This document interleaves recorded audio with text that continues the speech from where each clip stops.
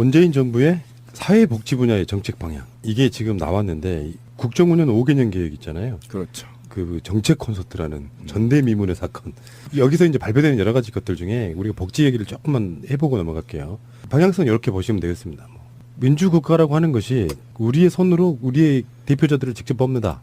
이것은 1차원적인 민주국가라고 볼 수 있고 그것이 한 단계 넘어가면 이제 결국은 민주복지국가인데 우리나라가 대기업 위주의 경제정책을 하면서 복지 이런 걸 떠나가지고 서민들은 죽어나는 시스템 속에 지금 10년간 놓여 있었던 거거든요. 이걸 다시 되돌린다는 의미도 좀 포함되어 있는 거고 그게 아니라도 그러니까 이명박근혜 정권 때의 시간이 아니라도 기본적으로 모든 방향은 복지 쪽으로 가게 돼 있다. 이런 면에서 적극적인 복지국가 이 정책 방향이 복지국가를 하는데 적극적이란 말은 이따가 다시 나오겠지만 각종 수당 같은 것들이 많이 동원돼요. 그러니까 수익이 없으신 분들에게 국가가 세금으로 보존해주는 형태. 그다음에 두 번째가 노동조합을 존중하겠다 이거예요. 그러니까 결론적으로 말해서 우리가 4년간 싸웠던 그 이야기들이 사실 다 포함되는 거라고 보는데 특히 이제 신비님 입장에서는 노동조합 존중하겠다는 게 정부의 어떤 정책으로 방향성이 서게 되면 노조 가입률이 지금 현재 10% 정도밖에 안 되잖아요. 그렇죠. 그것이 한 50% 정도 되면 어떤 나라가 될까요? 일단 좀 말씀 좀 해보세요. 일단 50% 정도가 가입률이 보이면요. 스위스의 한 4배 정도 되는 국가, 복지국가가 만들어질 거예요. 그렇게 노조의 가입률이 굉장히 중요합니다. 결론적으로 사용자가 다 될 수 없는 구조의 나라라면 다수인 노동자들이 잘 사는 세상을 만들어줘야 되거든요. 그 방향성을 확실히 하겠다는 거 이거 굉장히 중요한 거예요. 그러니까 이건 이제 정파적인 내용인데 어쨌든 저는 어떤 정파인지 모르겠어요. 그런데 최고의 복지는 노동자의 임금을 통한 복지가 최고의 그렇지, 복지입니다. 그보다 그게 더, 선순환 구조. 그보다 더 앞서는 게 하나 더 있지. 네. 일자리가 일단 많아야 되고 좋은 일자리. 그렇죠. 거기에 플러스해서 임금이 많이 올라가야 되는 건 당연한 거잖아요. 근데 아직도 우리나라는 그런 거 있잖아요. 월급 많이 받겠다고 하면 왠지 좀 그게 배관 시대 같고 노조들도 임금 이야기는 함부로 잘 못하고 민주주의 이야기만 하고 있잖아 사실. 그렇지. 그런 측면이 없지 않아 있죠. 근데 어쨌든 네. 그 대한민국 아까 지금 우리 권 PD가 얘기한 게 우리 1차원 복지국가, 민주복지국가 뭐 대기업 중심 이렇게 얘기했는데 제가 여기에 대해서 계속 이제 문제 제기를 한 게 뭐냐면 대한민국은 전통적인 자본주의 국가도 아니에요. 에? 전통적인 자본주의 국가도 아니다. 그러니까 우리가 절대 따라하면 안 되는 국가가 2개가 있어요. 미국과 일본. 그러니까 이런 폐륜적인 나라에서도 이렇게까지 자본주의가 확대되진 않았다. 그 이유는 뭐냐면 신자유주의를 무차별 아까 권 PD가 얘기한 대기업 중심으로 받아들여 버린 것이 탓이다. 예. 네. 그럼 19일 날 정부가 발표한 복지 관련된 공약들 한번 설명 좀 해주세요. 정부는 2018년부터 0세에서 5세 아동을 대상으로 월 10만 원씩 아동수당 제도를 도입하기로 했습니다. 야 그러면 내년부터는요 5살까지 만 5세까지는 월 10만 원씩 무조건 돈이 나갑니다. 그거 아무것도 아닌 것 같잖아요. 만약에 보세요. 젊으신 부부들이 아이 한 명은 1세, 한 명은 3세, 한 명은 5세 이런 식이라고 칩시다. 물론 3명이 중요한 경우는 많지는 않겠지만 그러면 한 달에 30만 원씩 나오는 거예요. 우리가 지금까지 상상도 못했던 일이 벌어지고 있는 겁니다. 지금. 행복하죠. 네. 그런데 사실은 아까 우리 권 PD가 말한 대로 복지국가가 되면 아이들을 성인이 되기 전까지 모두 국가가 책임지는 그렇죠. 게 맞죠. 그러니까 점진적으로 확대를 해야 되는데 예, 요거 좀 이제 모델 때문에 얘기를 해야 되는데 북미 같은 경우나 유럽은 어떻게 되냐면 캐나다 같은 경우는 대학을 진학하잖아요.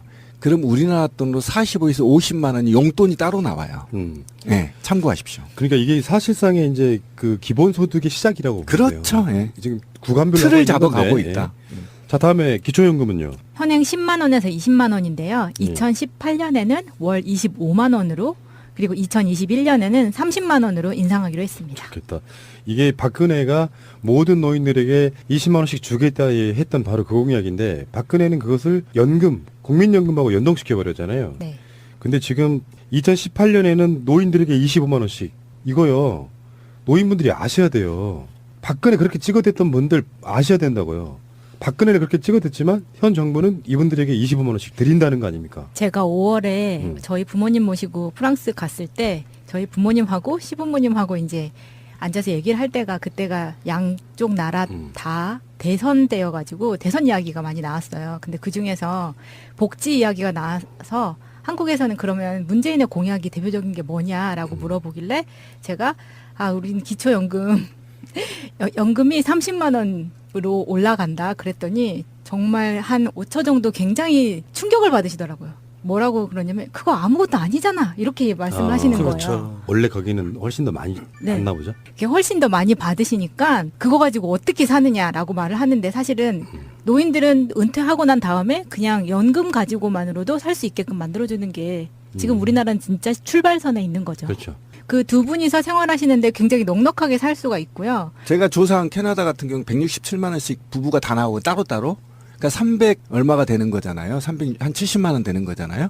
그러니까 품위 있게 살 수 있는 거죠. 그렇죠. 근데 내 생각은 이 기초연금이라고 하는 개념이 훨씬 더 확대돼 가지고 마치 기본소득처럼 노인들이 국민연금을 가입하지 않았더라도 기초연금만으로 살 수 있게 해주는 게 궁극적인 목표가 돼야 돼요. 근데 이게 뭐가 왜 이게 시급하게 이루어져야 되냐면 그러니까 지금 노인 공양을 자식들이 하잖아요. 그러니까 자식들의 의식 수준에 따라서 또는 소득 수준에 따라서 부모들의 품위가 달라지는 이런 더러운 꼴이 되는 거죠. 그런데 맞아요. 자식이 소득 수준이 높아도 자기 부모를 내팽개치는 사람들이 많죠. 패등아들이. 그런데 이 영역을 사적 영역에서 공적 영역으로 국가가 책임진다는 의미에 대해서 아까 우리가 말했던 복지국가 담론의 이제 시작이다. 네, 그렇죠. 예. 자, 그 다음에 장애 등급제를 단계적으로 폐지. 우리 방송에서 인터뷰를 몇 번 한 적이 있죠. 장애 그렇죠. 등급제 폐지. 지금도 투쟁하고 네. 있죠. 광화문 지하에서. 다음에 부양 의무자 기준을 완화하겠다고 했고요. 다음에 보건 의료공학의 핵심 몇 개 말씀해 주세요. 2015년 기준으로 63.4%였던 건강보험 보장성을 2022년까지 70%로 올리겠다고 했고요. 지금 건강보험에 보장이 안 되는 것들이 굉장히 많았었죠. 그래서 따로 사보험을 들잖아요. 그렇죠. 특히 희귀병 같은 경우는 좀 이건 네. 국가가 제도적으로 해줘야 되는데 우리 인터뷰했던 군대에서 했던 네, 그 CRPS. 친구도 CRPS도 예. 지금 안 돼서 그렇죠. 걱정입니다. 다음은요. 2017년부터 15세 이하 아동의 입원 진료비 본인 부담률을 5%로 인하하겠다고 했습니다. 그다음 선택 진료비, 상급 병실료, 간병료 등 3대 비급여 부담도 경감하겠다고 밝혔지만 구체적인 수치는 아직 나오지 않았습니다. 그렇죠. 막대한 예산이 들어갈 거예요. 3대 비급여, 선택진료비, 음. 급여가 되면 불필요하게 많이 하시는 분들 있잖아요. 그게 비용을 이렇게 계속 가중시키는 측면이 있거든요. 이런 것들도 어느 정도 좀 같이 보조를 맞춰야 된다고 생각해요. 그러니까 병원이 수익성을 목표로 하기 때문에 음. 사실은 병원에서 저 같은 경우도 이제 이번 다음 달에 건강검진을 해야 되거든요. 그런데 병원에 가서 주치의하고 상의를 하면 뭐 나이 있으니까 이것도 하시고 저것도 그냥 세트로 하시죠. 이렇게 권하는데 그 권하는 걸 뿌리치기가 어려워요. 그러다 보니까 100만 원이 넘어가고 이렇게 되는 겁니다. 저희 나이 때 되면 장내시경까지 다 해야 되거든요. 그러니까 그러다 보면 또 수면 내시경 해야 되고 어쩌고저쩌고 하면 돈이 계속 추가가 되고 옵션이 들어가는 거기 때문에 굉장히 돈이 많이 들어가죠. 다음에 보육, 교육. 2017년부터는 첫 3개월 육아휴직을 급여를 2배로 올리고요. 2018년부터는 아빠 육아휴직 보너스 제도를 도입하기로 했습니다. 이게 의무화 도입인가요? 육아휴직 급여가 제가 알고 있기에 웬만한 곳은 다 어떻게 나가냐면 그 최저임금으로 나간다는 얘기 들었거든요. 육아휴직 무급이 많죠. 예, 무급도 있겠지만 정규직들은 그게 급여가 나가지 않아요? 기본료, 기본. 원래 본인의 월급의 70% 정도 이렇게 나가는 걸로 알고 있습니다. 어떤 데는 그 최저임금만 나가는 경우도 있다고 제가 최근에 들었거든요. 아빠 육아휴직 보너스 제도요. 요거는 사실 현실적으로 뿌리내리기 좀 힘들 거야. 아빠 육아휴직 자체를 사회적으로 인정하지 않잖아요. 아직까지는. 엄마가 휴직하는 건까지 이해해 주는데 아버지가 아이 키우겠다고 휴직하면 사회적으로 용인이 잘 안 되는 아, 요즘 많이 하고요. 20대에서 많이 합니다. 그런데 뭐냐면 이게 왜 정착이 돼야 되냐면 이거 의무화가 돼야 돼요. 유럽은 의무화되어 있죠. 네. 예, 남녀가 동시 3개월에 3개월씩 동등하게 가게 법적으로 의무화되어 있기 때문에 되는 건데 이게 뭐냐면 경제 주체, 사회 주체가 남성이라는 남성 중심의 만연한 사회 문화 때문에 이러는 거거든요. 아까 이제 권 PD가 얘기한 거잖아요. 남자가 예보로 3개월 들어간다 그러면 좀 이상하다 이렇게 생각하는 문화.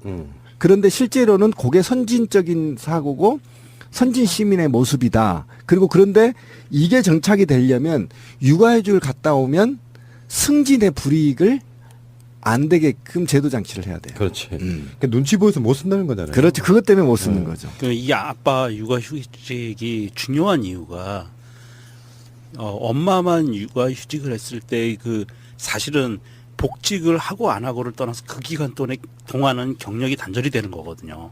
엄마들이. 그런 부분이 좀 중요해요.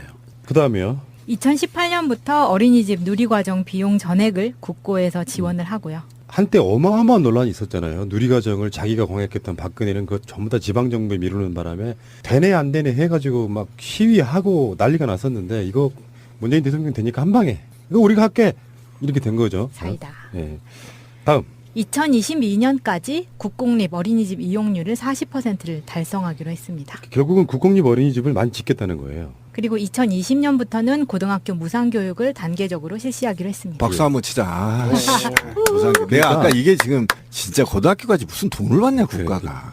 대학까지도 받지 말아야 돼. 그러니까 앞으로 이제 가야 되는 거지. 다음 대통령 잘 뽑으면 대학 공짜 다시. 그러니까 이게 계속해서 이제 저쪽 사람들은 공짜 패러다임으로 가잖아요. 공짜 프레임으로. 근데 사실은 국가가 우리가 오랜 시간 동안 국가에 대해서 잘못 알고 있었던 부분이 되게 그럼요. 많습니다. 네, 잘 왜 지적했어요. 공짜로 주냐 이게 아니라 국가를 유지하려면 부자들한테 세금을 조금 더 걷는 한이 있더라도 그 세금을 통해 가지고 부의 재분배가 이루어지면 그게 직접적으로 돈으로 가는 게 아니고 모든 국민에게 혜택이 가는 방식으로 국가를 유지해야 돼요. 그러니까 돈이 많은 부자들이나 재벌들 이런 사람들도 자기들이 부리는 사람들, 제가 말하는 노예들이 건강해야 되는 요거를 좀 이 시스템으로 이제 첫발 띈 거다 이렇게 봐요. 맞습니다. 네. 이게 교육은 국가적인 차원에서 봤을 때 개인적으로는 기회를 달성하기 위한 수단이 되겠지만 국가적인 차원에서 보면 푸른나무님 얘기한 것처럼 노예들을 잘 길러내는 방법이거든요. 교육이 산업 현장이나 연구원이나 어떤 뭐 군인이라든지 이런 행정가, 법률가들을 잘 키워내기 위한 시스템으로 국가가 운영하는 게 교육인데 이거를 개인한테 부담하라고 그러는 거는 용납하지 못한다라는 게 보통 유럽의 그 마인드예요. 국가가 책임지고 사람들을 잘 키워야 되는 의무가 있다. 부려먹으려면. 그러니까 그런 거예요. 우리가 너무나 제가 기준도 없고 원칙도 없고 싸가지도 없는 신자유주의를 받아들여 가지고 우리가 국가란 무엇인가에 대한 거를 잃어버렸어요. 국가란 곧 구성원의 국민이 주권인 거잖아요. 그런데 이게 우리나라 사람들이 보통 있잖아요. 너무 이제 단일 민족이다 보니까 또는 언론이 제 역할을 하지 않다 보니까 이게 잘못 알고 있는데요. 교육과 의료와 생명, 먹고 사는 거 이 세 가지는 인류가 가지고 있는 보편적 매우 기초적인 가치예요. 그래서 어느 나라든 어느 나라에 가서 교육을 받아도 교육을 돈을 안 받는 게 맞는 것이고요. 의료도 어느 나라에 가서 의료 치료를 받아도 안 받는 게 맞는 것이고 먹는 것도 어느 나라 가서 죽지 않게 먹을 수 있는 것이 인류의 보편적 가치예요. 가장 기본적인 가치 세 가지가. 그거는 제가 볼 때는 유럽은 지금 이게 되고 있는 거죠. 그죠? 유럽연합은 되고 있는 거죠. 웬만큼 교육이? 되고 예, 있는 되고 거죠. 있는 거죠. 제가 여기 와가지고 최근에 본 광고 중에서 제일 어처구니가 없는 게 그 임플란트 광고가 있어요. 네. 엄마가 딸한테 임플란트를 해달라고 하는 내용이에요. 저는 그걸 볼 때마다 숨이 턱턱 막히는 거예요. 그러니까요. 그걸 왜 유리천장 때문에 한참 지금 남녀 성평등 가지고 고군분투하고 있는 그것도 딸한테 아들도 아니고 엄마가 그거를 임플란트를 해달라고 하는 거냐. 그러니까 유럽 마인드에서 보면 이건 폭력인 거죠. 그죠? 굉장히 큰 폭력인 거죠. 국가의 이제 일종의 방치. 단지. 그리고 지금까지 이명박근혜나 이런 부류들은 재벌들이나 잘 사는 사람들 위주로 정책을 하면서 나머지 콩고물 떨어지는 거 니들 받아 먹어. 그 나머지는 니들이 능력껏 하는 거야. 이런 방향성이었는데 이건 정말 잘못됐고 그 마인드를 현재 박근혜 찍으신 분들이 좀 바뀌시길 바랍니다. 기초연금 올려드리면 혜택을 받으면서도 또 박근혜 부류를 찍을까 봐 난 사실 좀 겁나 그러는 거예요. 이제 그 얘기 좀 합시다. 진짜 박근혜 찍은 사람들. 그제 저희 사무실 오장동에 있잖아요. 예. 제가 오후에는 거기 가거든요. 저희 시민은행 사무실을 좀 삼기 출범 때문에. 그 옆에 이제 그 삼계탕을 굉장히 잘하는 집이 있어요. 거기에 먹고 있는데 정말 70대 이상의 할아버지들이 12명이 쫙 앉아 계셨어요. 근데 거기서 온갖 일배 용어들이 다 나오는 거예요. 어이구. 그래서 깜짝 놀라서 조용히 우리 송병우 씨랑 네. 둘이 앉아서 쉬 하고 내가 녹음까지 했거든요. 그래서 조용히 들어보는데 한 사람이 깨었어. 야, 우리 카톡에 돌아다니는 내용이 50%가 거짓말이야. 그거 믿으면 안 돼. 지금 문재인 잘하고 있어. 한 사람이 그 분위기를 다시 리드하고 있더라는 거야. 그러면서 막 이것저것 설명을 하는데 조금씩 바뀌어가고 있구나. 그렇지. 예. 왜 그러냐면 이게 상식을 가진 사람들이 그러면서 그 할아버지 주도하는 할아버지가 우리 그런데 부안해동 하면 안 돼. 젊은 애들 나라 만드는데 우리가 피해를 주면 안 돼. 이런 식으로 막 훈계를 하는 거야, 친구들을. 야, 그러면서 야, 세상이 참 많이 바뀌어가고 있다. 이 생각을 바꾸고, 그러니까 노인들도 한번 생각을 바꾸셔야 되는 게, 본인들이 지하철을 공짜로 타신다거나 나이 먹었으니까 드리는 기초연금 같은 거를 받으면서도 그 노인들이 자기 손자나 손녀, 자기 며느리나 아들들이 받아야 될 그런 것들을 주겠다고 하면 무엇이 공짜냐? 무상급식 이야기도 그런 거였잖아요. 그러니까 그렇지. 그걸 바꿔야 돼. 지금까지 우리나라의 자본주의가 도입된 이래 많은 국민들에게 심어진 세뇌 교육은 능력 없는 거예요, 가난하면. 그리고 돈 없으면 학교도 못 보내는 거야. 그게 당연한 것도 받아들였단 말이에요. 그렇죠. 예. 요거 생각이 완전히 싹 바뀌는 계기가 돼야 됩니다. 그러니까 물론 맞아요. 우리들 마음속에 일 하나도 안 했는데 국가가 돈을 주더라. 이런 마인드로 갖고 가시면 안 되고 그런 경우는 극소수인 거고 기본소득이 나와도 일할 사람들은 합니다. 근데 이런 것들이 방향성 자체는 예를 들어서 일자리는 계속 줄어들고 있을 거고 그렇지만 재벌들이 이런 사람들은 돈을 많이 벌고 결국적으로 말해서 일자리를 만들지 못하는 정부는 재벌들이 벌어들이는 만큼의 수익을 일자리 없는 사람들에게 돌려주는 방식으로라도 국민들의 삶을 유지시켜줘야 된다. 이 방향성이에요. 좋은 아이디어인데 아까 권 PD가 굉장히 무서운 말을 하나 내뱉었어요. 뭐요? 일 안 해도 이런 얘기를 했잖아요. 일 안 해도 줘야 돼요. 왜 그런지 아세요?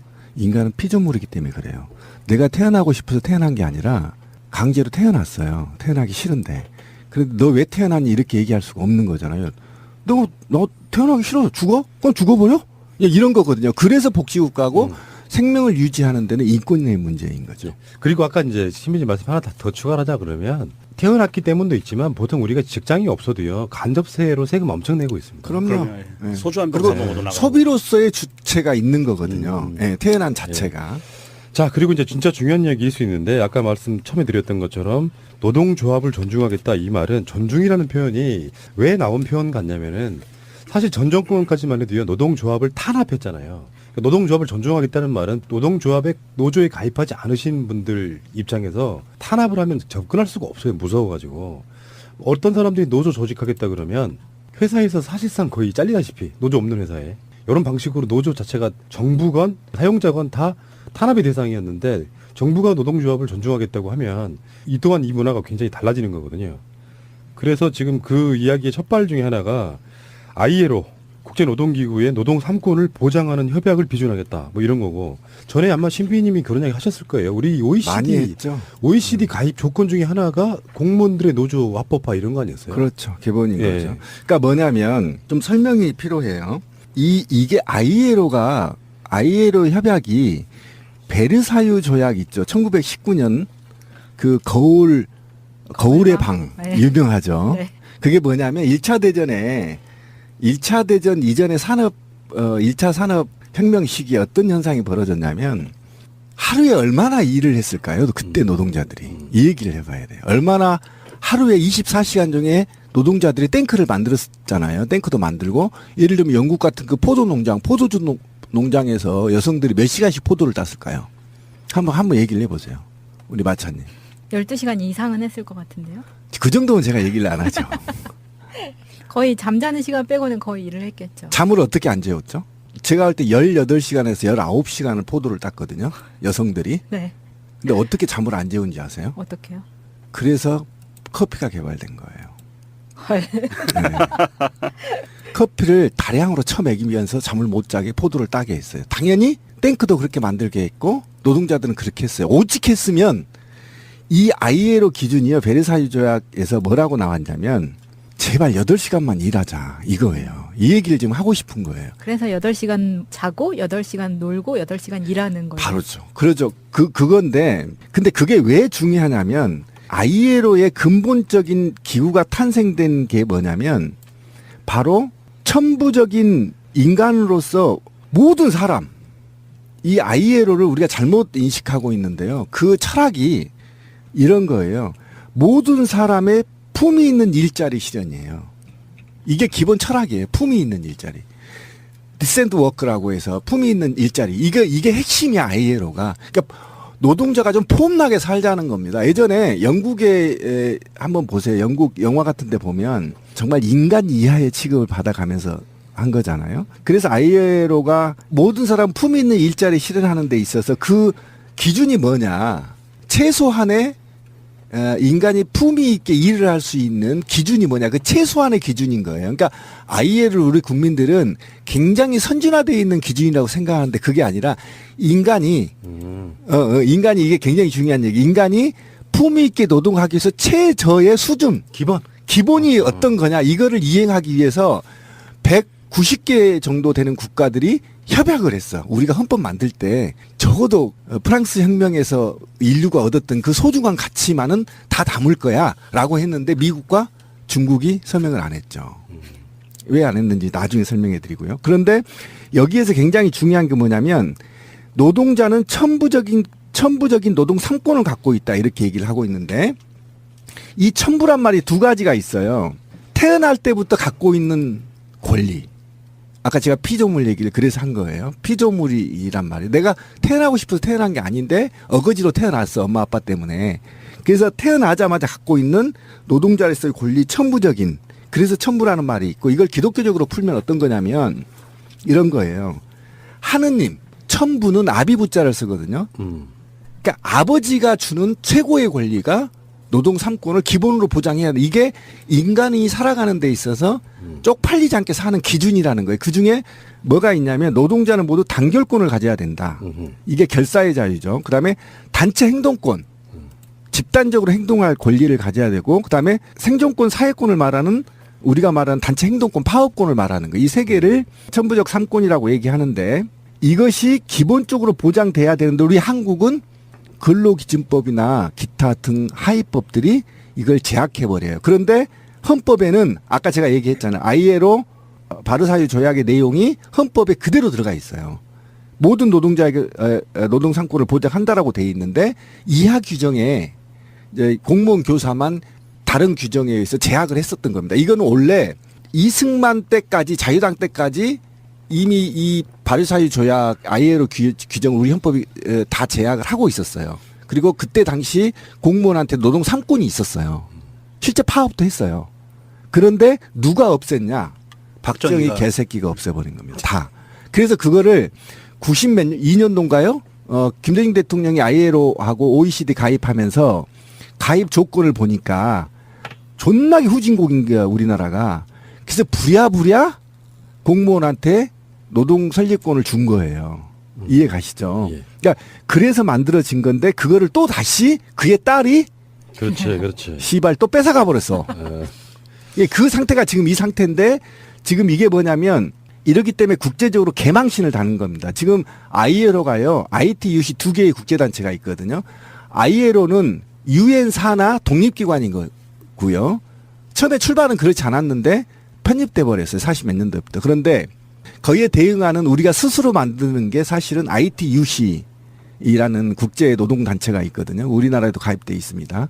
그러니까 이 노동단체가 기본으로 주장하고 있는 게 아까 말한 대로 노동자가 좀 품위 있게 일하자 씨발 이거거든요. 그러기 위해서는 노동 상권이 기본적으로 보장돼야 된다. 이건데 문재인 대통령이 보장해 주겠대. 그래서 박수 한번 쳐주자. 또 한 번. 박수 한번 쳐. 이거는 굉장히 중요한 사안이에요. 문재인 정부의 사회복지 분야의 정책 방향. 이게 지금 나왔는데 국정운영 5개년 계획 있잖아요. 그렇죠. 그 정책 콘서트라는 전대미문의 사건. 여기서 이제 발표되는 여러 가지 것들 중에 우리가 복지 얘기를 조금만 해보고 넘어갈게요. 방향성 이렇게 보시면 되겠습니다. 민주국가라고 하는 것이 우리의 손으로 우리의 대표자들을 직접 뽑는다. 이것은 1차원적인 민주국가라고 볼 수 있고 그것이 한 단계 넘어가면 이제 결국은 민주복지국가인데 우리나라가 대기업 위주의 경제정책을 하면서 복지 이런 걸 떠나가지고 서민들은 죽어나는 시스템 속에 지금 10년간 놓여 있었던 거거든요. 이걸 다시 되돌린다는 의미도 좀 포함되어 있는 거고 그게 아니라도 그러니까 이명박근혜 정권 때의 시간이 아니라도 기본적으로 모든 방향은 복지 쪽으로 가게 돼 있다. 이런 면에서 적극적인 복지국가 정책 방향이 복지국가를 하는데 적극적이란 말은 이따가 다시 나오겠지만 각종 수당 같은 것들이 많이 동원돼요. 그러니까 수익이 없으신 분들에게 국가가 세금으로 보존해주는 형태. 그다음에 두 번째가 노동조합을 존중하겠다 이거예요.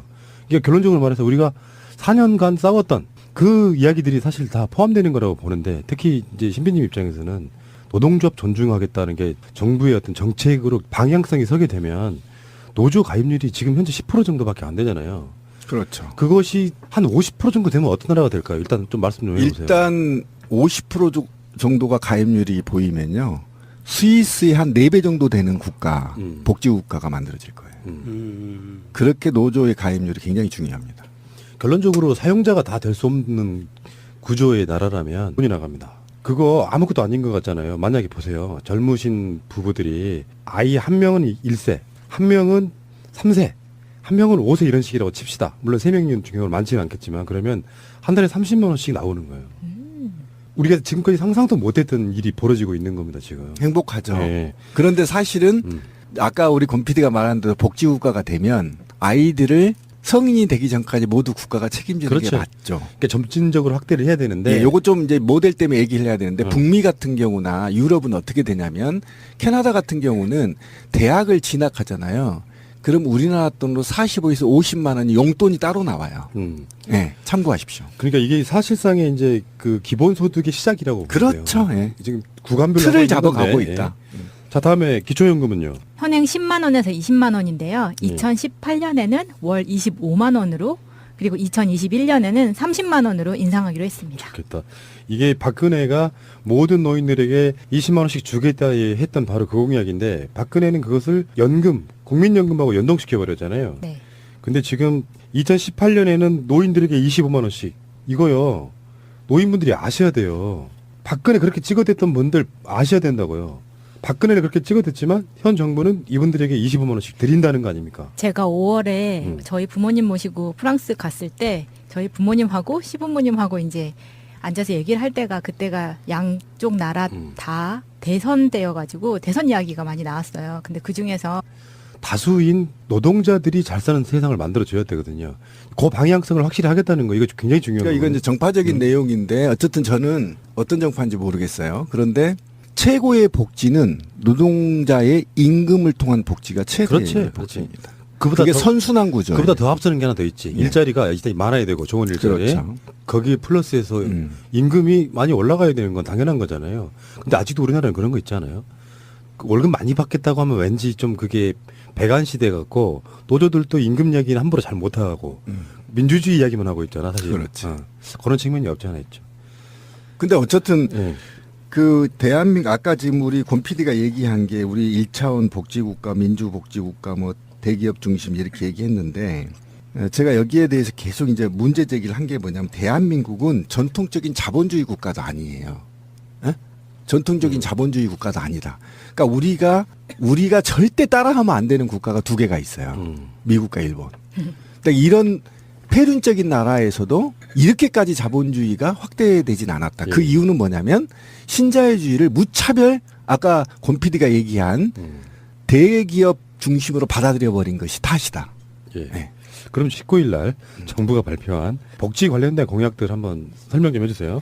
정부는 2018년부터 0세에서 5세 아동을 대상으로 월 10만 원씩 아동수당 제도를 도입하기로 했습니다. 야 그러면 내년부터는요 5살까지 만 5세까지는 월 10만 원씩 무조건 복지 이야기가 나와서 한국에서는 그러면 문재인의 공약이 대표적인 게 뭐냐라고 물어보길래 제가 우리는 기초연금 연금이 30만 원으로 올라간다 그랬더니 정말 한 5초 정도 굉장히 충격을 받으시더라고요. 뭐라고 그러냐면 그거 아무것도 아니잖아 이렇게 말씀을 하시는 그렇죠. 거예요. 원래 거기는 훨씬 더 많이 네. 받나 보죠. 그게 훨씬 더 많이 받으시니까 그거 가지고 어떻게 사느냐라고 말을 하는데 사실은 노인들은 은퇴하고 난 다음에 그냥 연금 가지고만으로도 살 수 있게끔 만들어주는 게 지금 우리나라는 진짜 출발선에 있는 거죠. 그렇죠. 그 두 분이서 생활하시는데 굉장히 넉넉하게 살 수가 있고요. 제가 조사한 캐나다 같은 경우 167만 원씩 부부가 다 나오고 따로따로 그러니까 300 얼마가 되는 거잖아요. 300 한 70만 원 되는 거잖아요. 그러니까 품위 있게 살 수 있는 거죠. 그렇죠. 근데 내 생각은 이 기초연금이라고 하는 개념이 훨씬 더 확대돼 가지고 마치 기본소득처럼 노인들이 국민연금을 가입하지 않았더라도 기초연금만으로 살 수 있게 해주는 게 궁극적인 목표가 돼야 돼요. 근데 이게 왜 이게 시급하게 이루어져야 되냐면 그러니까 지금 노인 공양을 자식들이 하잖아요. 그러니까 자식들의 의식 수준에 따라서 또는 소득 수준에 따라서 부모들의 품위가 달라지는 이런 더러운 꼴이 되는 거죠. 그런데 맞아요. 자식이 소득 수준이 높아도 자기 부모를 내팽개치는 사람들이 많죠. 패륜아들이. 그런데 이 영역을 사적 영역에서 공적 영역으로 국가가 책임진다는 의미에 대해서 아까 우리가 말했던 복지국가 담론의 이제 시작이다. 네, 그렇죠. 예. 자, 그 다음에 장애 등급제를 단계적으로 폐지. 우리 방송에서 인터뷰를 몇 번 한 적이 있죠. 장애 그렇죠. 등급제 폐지. 지금도 투쟁하고 네. 있죠. 광화문 지하에서. 다음에 부양 의무자 기준을 완화하겠다고 했고요. 다음에 보건 의료 공약의 핵심 몇 개 말씀해 주세요.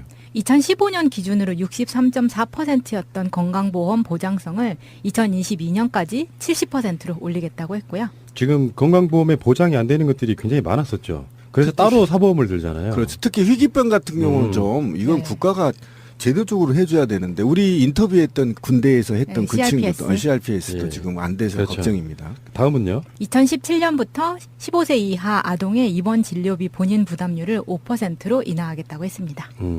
그다음 선택 진료비, 상급 병실료, 간병료 등 3대 비급여 부담도 경감하겠다고 밝혔지만 구체적인 수치는 아직 나오지 않았습니다. 그렇죠. 막대한 예산이 들어갈 거예요. 3대 비급여, 선택 진료비, 음. 급여가 되면 불필요하게 많이 하시는 분들 있잖아요. 그게 비용을 이렇게 계속 가중시키는 측면이 있거든요. 이런 것들도 어느 정도 좀 같이 보조를 맞춰야 된다고 생각해요. 그러니까 병원이 수입성을 목표로 하기 때문에 음. 사실은 병원에서 저 같은 경우도 이제 이번 다음 달에 건강검진을 해야 되거든요. 그런데 병원에 가서 주치의하고 상의를 하면 뭐 나이 있으니까 이것도 하시고 저것도 그냥 세트로 하시죠. 이렇게 권하는데 그 권하는 걸 뿌리치기가 어려워요. 그러다 보니까 100만 원이 넘어가고 이렇게 되는 겁니다. 저희 나이 때 되면 장 내시경까지 다 해야 되거든요. 그러니까 그러다 보면 또 수면 내시경 해야 되고 어쩌고저쩌고 하면 돈이 계속 추가가 되고 옵션이 들어가